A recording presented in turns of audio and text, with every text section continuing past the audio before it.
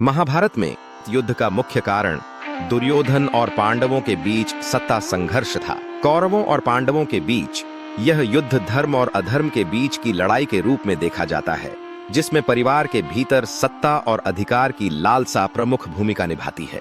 महाभारत युद्ध का आरंभ हस्तिनापुर के राज सिंहासन पर अधिकार के विवाद से हुआ।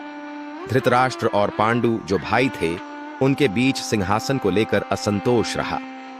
पांडु को राजा बनाया गया, लेकिन उनकी मृत्यु के बाद धृतराष्ट्र के पुत्र दुर्योधन ने सिंहासन पर अधिकार जताया।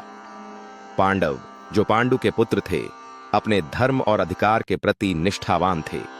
दूसरी ओर दुर्योधन और कौरव पांडवों से द्वेष रखते थे और उन्हें हराने की साजिशें रचते रहते थे।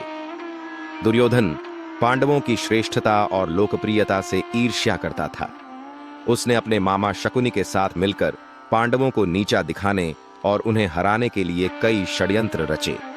दुर्योधन ने पांडवों को एक ज्वलनशील महल लाक्षागृह में बुलाकर उन्हें मारने की योजना बनाई। पांडवों ने चतुराई से बचकर अपनी जान बचाई। दुर्योधन और शकुनी ने पांडवों को जुए में हराकर उनका सारा राज्य और संपत्ति छीन ली। द्रौपदी का भरी सभा में अपमान किया गया, जिससे पांडवों का मन क्रोध और प्रतिशोध से भर गया। युद्ध टालने के लिए श्री कृष्ण ने दुर्योधन के सामने शांति का प्रस्ताव रखा।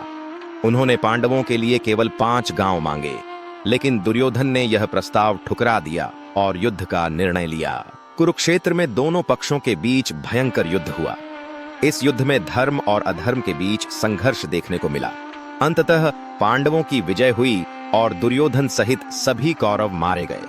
महाभारत युद्ध का कारण केवल सत्ता का संघर्ष नहीं था, बल्कि यह व्यक्तिगत अहंकार, ईर्ष्या और अन्याय का परिणाम था।